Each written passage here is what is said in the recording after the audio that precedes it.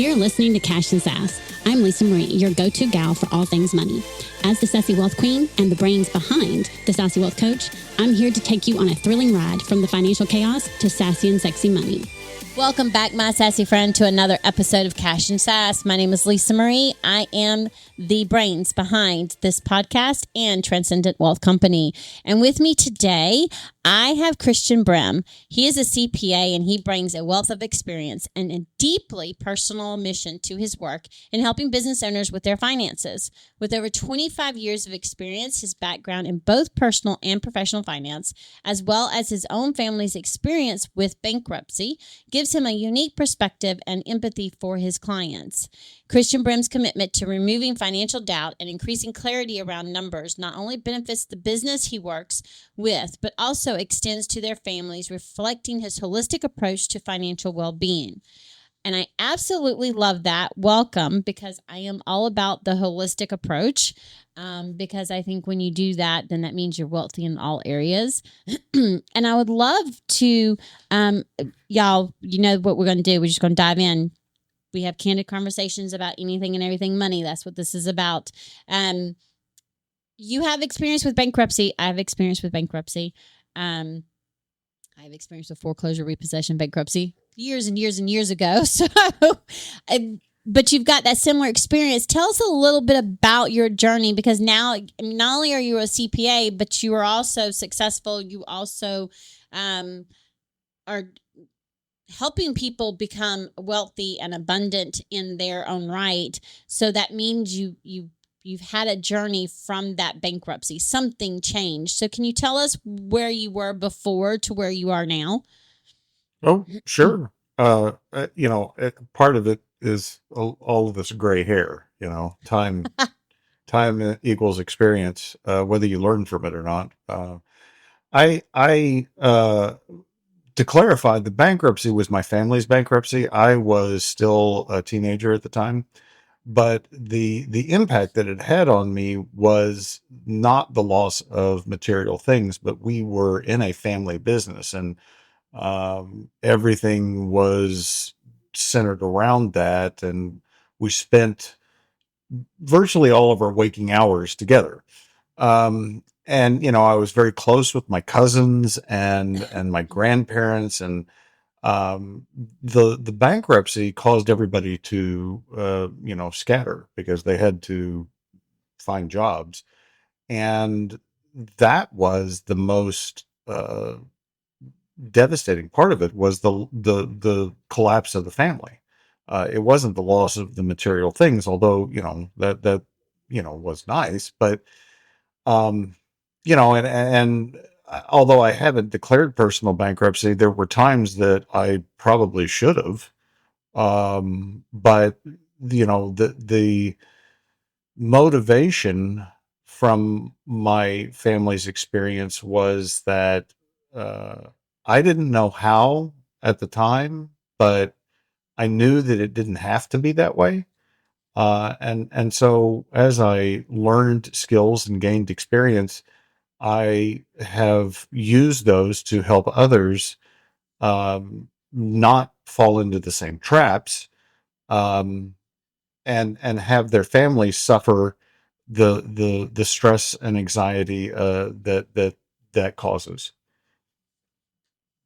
How did that affect you as far as you feeling like you deserved wealth and abundance, or not deserving wealth and abundance? I talk a lot about this in the book and on my podcast about money mindset and belief systems that we have around money that we've picked up, and mine was very strange. I was never in a mindset of scarcity, which a lot of people are raised in. Mm-hmm. I was raised in a mindset of like it was always abundant.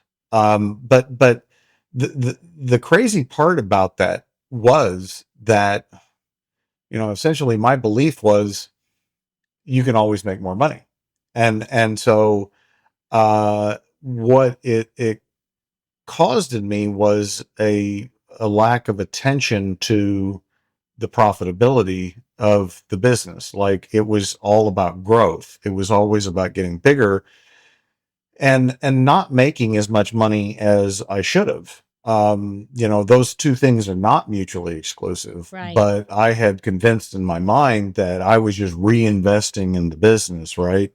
And that was just an excuse for not taking care of my money. So, you know, I think I'm unusual in that my belief system was an abundance mindset, but there are problems with that as well. Like, having a scarcity mindset poses its own challenges, but it's any real belief around money. You have to be careful because there are pros and cons to both.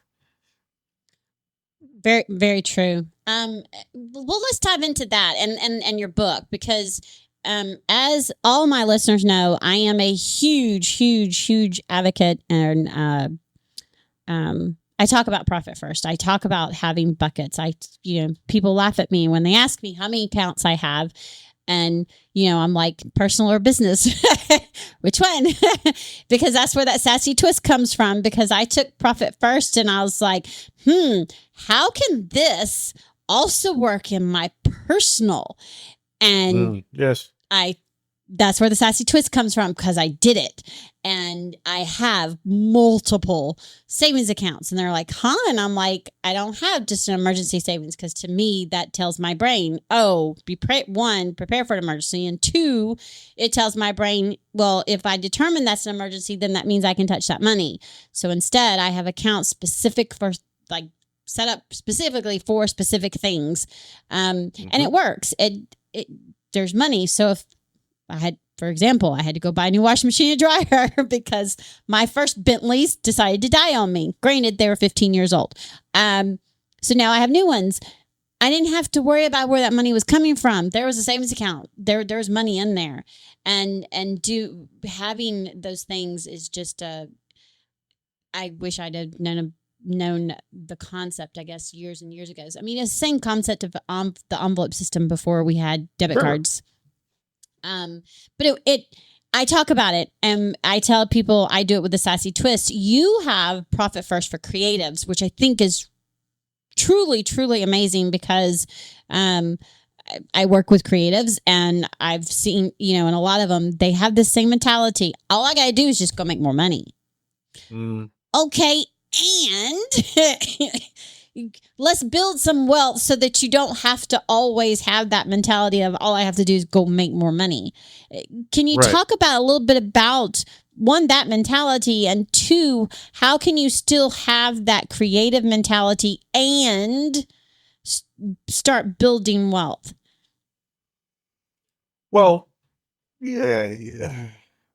I think that the reason why I wrote Profit First for Creatives was to address a need I saw in creative industries, whether that's videography or marketing agencies or whatever. But people that have creative brains that are non-linear, that are non-analytic, and not to say that they don't have the capacity for it, but that's just not the way they're naturally wired. Right. They struggle with money, I think, differently than other entrepreneurs, because there are, one, there's that disconnect. Like, how can you take numbers and make it understandable or palatable to a creative mind that's not necessarily wired that way. But two, it's challenging this belief system that a lot of creatives have, that, you can either work hard at stuff you don't like to pay the bills, or you can do what you love and follow your passion and, starve. And that's a false paradigm. That's not reality. You absolutely can apply your creativity to make profit. And I say in the book, like, I think all entrepreneurs are creative. Mm-hmm. But the creativity is what creates profit.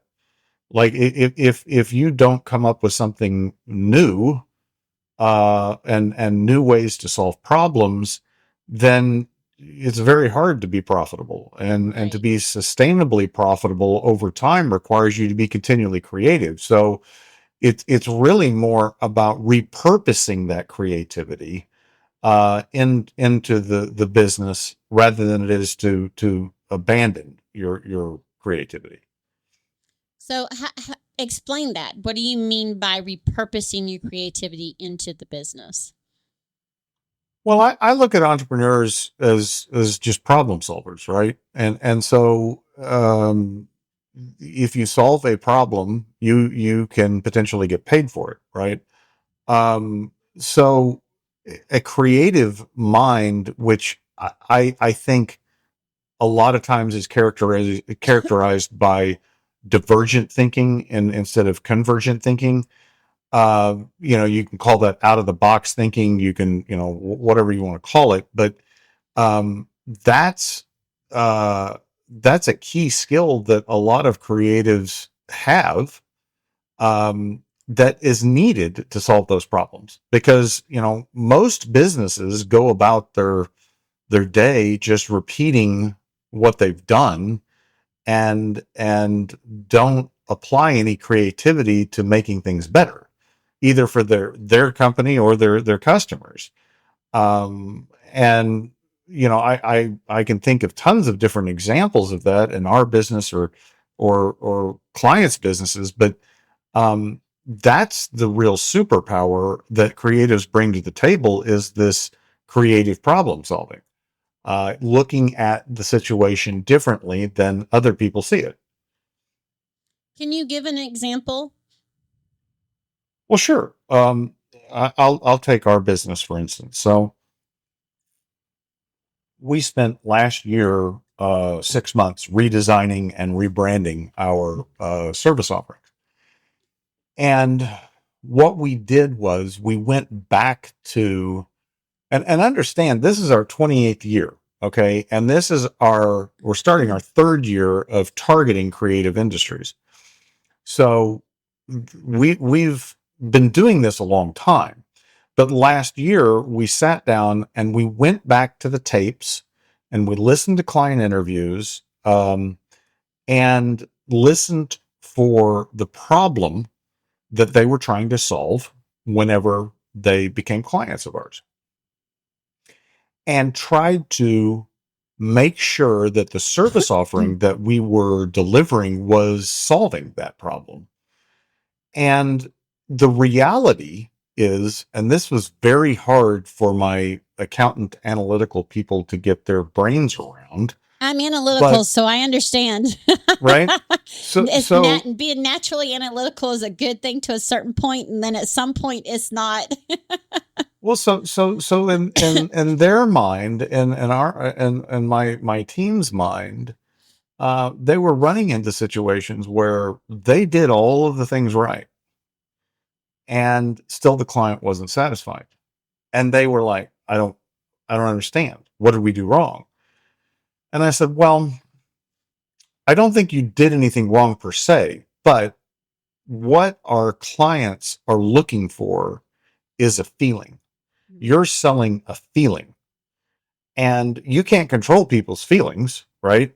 But you can provide an environment and a process and a service that is conducive for them to feel a certain way. Right. But at the end of the day, they're not buying bookkeeping and payroll and taxes or wealth management. They're not buying those things. What they're buying is a feeling around their finances. And, that was hard for them to get their brains around, because it's like, well, but I do these things. Yes, you do those things. And that's part of how you help them have an environment where they can feel that way.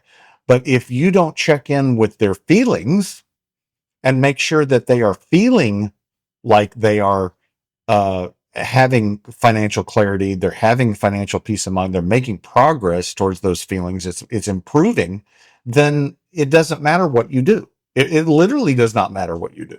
Right.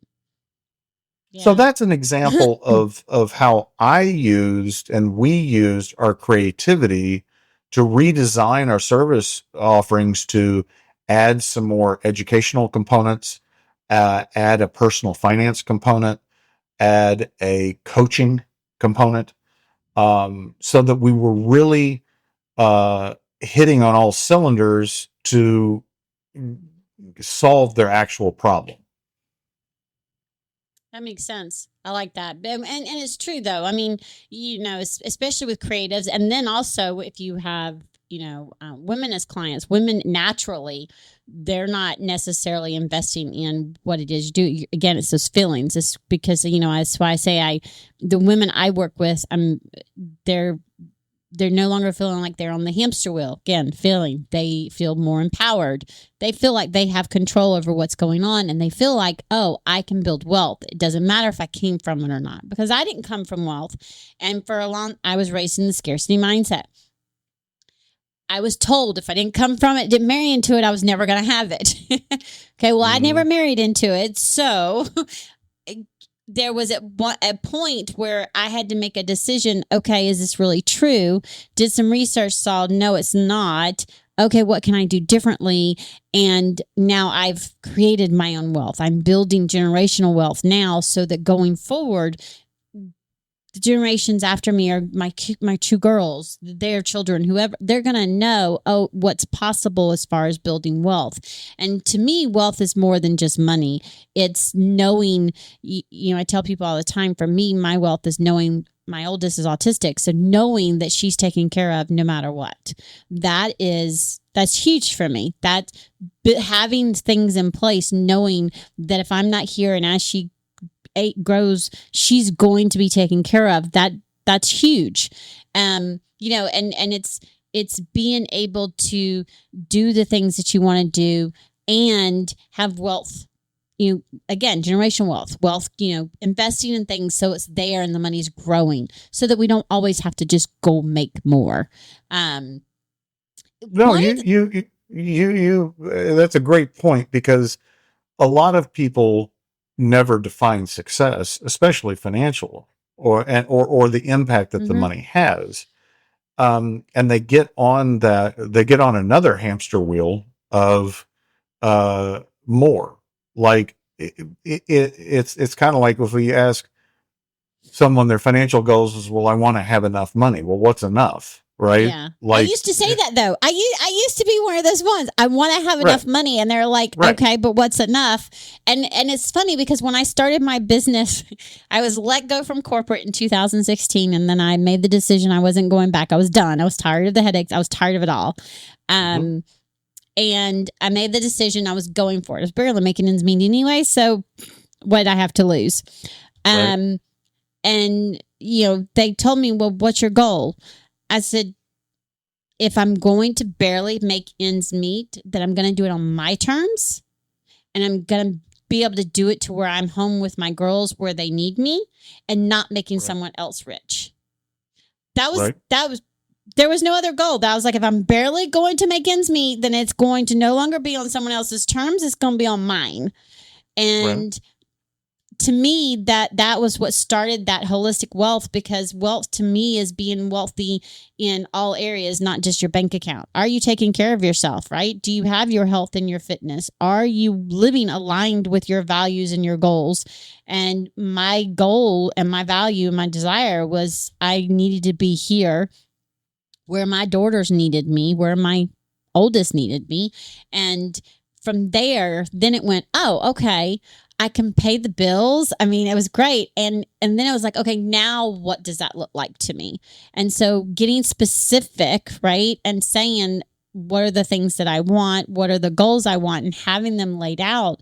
And then again, still making sure they're aligned. I talk about that all the time, because if you're not making sure it's aligned with what you truly believe in and what you really want, then you're going to be miserable regardless. And then to me, that you're not wealthy. You're just rich. You just have money, which, I mean, I'd rather be wealthy than rich. A lot of people that own businesses end up with financial wealth, but they sacrifice their time wealth. Right. And my time wealth was that was the fur that people ask me, so why do you like having your own business? It's the freedom. It's the time. I get to choose, I mean, perfect example of, if my daughter gets sick or if she has an appointment or something happens, you and I have been trying to get recorded and we both had to have it changed. I said, if life happens, I have control of my business day and I can say, hey, look, I need to, change this day around. Mm-hmm. Whereas when you're working for someone else and you're clocking in and clocking out, you don't necessarily have that, right. that freedom. And I was in corporate for 25 years. So having that, now I've had the freedom for 8, I can't ever go back. No, I won't ever be able to go back. You're unemployable. I am. I didn't know I was beforehand, but I do know now that I am completely. Somebody tell me I got to be there. So yeah, no, forget it. No, I knew that when I got when I quit my last job before I started my business, and that was at 27. But I knew that I didn't know that I was unemployable, but I knew I didn't want to work for someone else. But I want to share, going back to that whole defining what success looks like. Most people, well, virtually all people operate out of a belief system that is primarily subconscious, mm-hmm. right? And that's a good thing because that allows us to be much more effective. If everything had to go through our cognitive brain, we'd never get anything done. Right. So, we have these hardwired programs below the surface that we're not consciously aware of. But I used an example of, my grandfather, and my father-in-law. Both of them grew up literally dirt poor, dirt floors, just above destitute. I mean, they were fed, but that's about it. My grandfather, whenever he made a lot of money, was very much about spending it. It was, no delayed gratification. He would just buy shit and then turn around 6 months later and sell it. And it's like, why? What are you doing there? And he ended up, dying without any money. My father-in-law, on the other hand, made a lot of money and he's more of a miser, right? And my wife asked him, said, why don't you buy that for yourself? You've got the money, you're 80 something. Why? Well, I just can't do that. And so you take the similar circumstances, mm-hmm. and they went different directions with mm-hmm. it, but neither really unearthed that belief that they had and dealt with it. And so they both have arrived at a situation that's not ideal. Right. Right. Very much so. I mean, you have to unearth, right. And make sure, that you're digging deep into why you subconsciously are feeling the way you feel about money. I've done a lot of healing, a lot of work. And then just when I thought I'd done all I needed to do, I work on it every day. Mindset's not something you'll never stop working on. And just when I thought I didn't have to go deeper and that there was any more to heal, Lord and behold, last year ended up being, it was the 7th year in business. And Lord and behold, it was a year we were going deeper. We were going to do even more healing that I didn't realize. And it, so much so that it made me realize I was actually stopping myself from becoming even truly wealthy in all areas because I had this subconscious belief that of whether or not I should or could or deserved to say go to 7 figures. And once we really went deep with the somatic work and we looked at it, there was still that unearthing, like you're talking about, that we had to really look at and go, wait, okay, we haven't dealt with this. We haven't worked through this.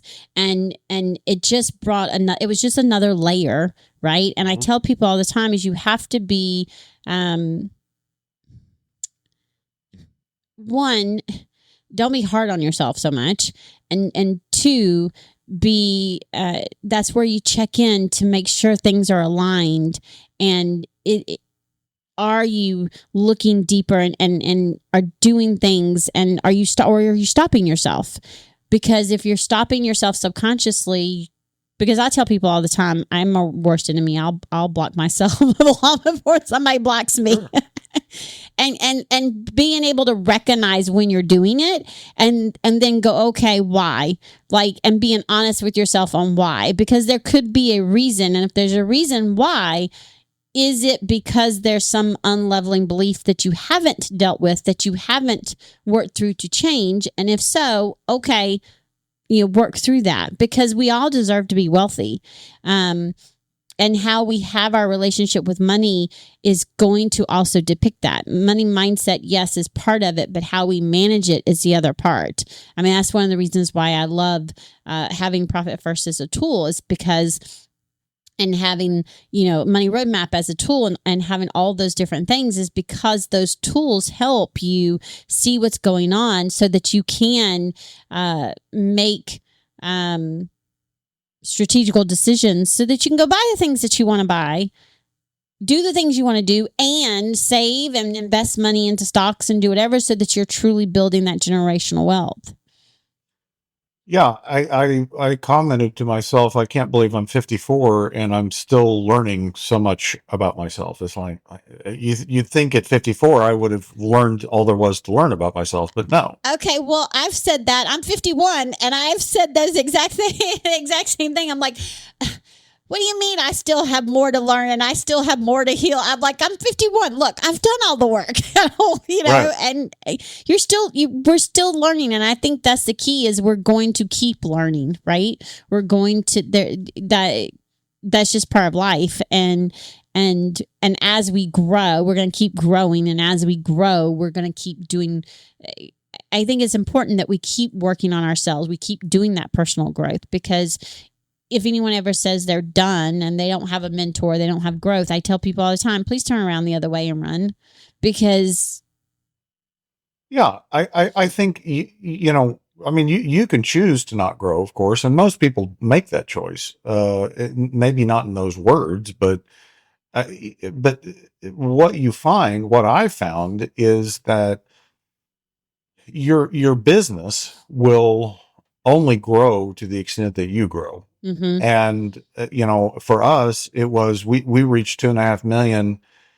No, it was about 2.8 million. And, we hovered in that range for several years. And it got so frustrating for me that I left the business in the hands of my brother, who was my partner at the time. And I went off and started a software company because I was so burnt out on the business, and I'd lost my passion. Mm-hmm. And, the reality was that the business was capped at me.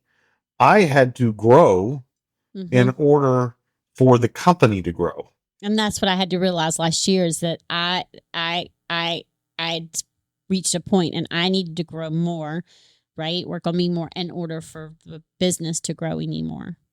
Yes. And it gets interesting because, I've said the last 5 years where we've completely changed everything in the business. I bought my partners out. There's literally only, a handful of employees that are still there. We got rid of a lot of services. We sold parts of the business. Like nothing's the same, Mm-hmm. right?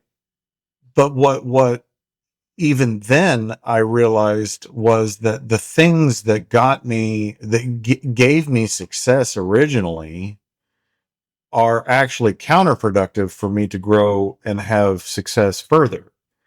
And, you know, that's work. It's hard work. I think in a lot of ways, the last 7 or 8 years have been more difficult for me than it was starting the business, where there was no money, no predictability. And so you have to be comfortable being uncomfortable. Like if you're not willing to move out of the predictable, what you know it has produced success, then you're limiting yourself. Yeah, absolutely. Absolutely. You have on here that you have a free offer for my listeners. Can you tell them about that? I think it was just different. I'm looking and I don't see. Let's see. Well, I you're going to have to tell me because I don't remember what I said. Bonus book resources, I think is what you said. Yep. Well, we have additional online resources, videos, etc., that go along with the book. Mm-hmm. And we actually have an online course for Profit First for creatives that we normally only allow our clients to access. But if your listeners want access to that and they give us their email, we'll be happy to give them access to that online course. Okay. All right. And what I'll do, everyone, is I will make sure that we have the link in the show notes so that you know where to go. I think it's really important and something that's worth giving your email address for, because I think it will help you and you'll be able to have information and more knowledge to so that you can build wealth, so that you have control over your money. So money is not such a scary damn subject. Money doesn't have to be scary. I've learned, I was years and years, I either hated it or I was scared of what it would be like. And it doesn't have to be that way. And I just think it's really important that you realize that there are steps that you can take to be more wealthy and have a business truly growing for you, and you not having to, work yourself into a grave. You don't have to work frenzy. You can have the time wealth and the money wealth and wealth in your fitness and your health, which, by the way, I think is truly important. That's the only way I think that's part of the growth with yourself, and how you become wealthier in your business is by taking care of yourself. And I think that that's just really, really important. And so please go get it. Just go get it. Just do it.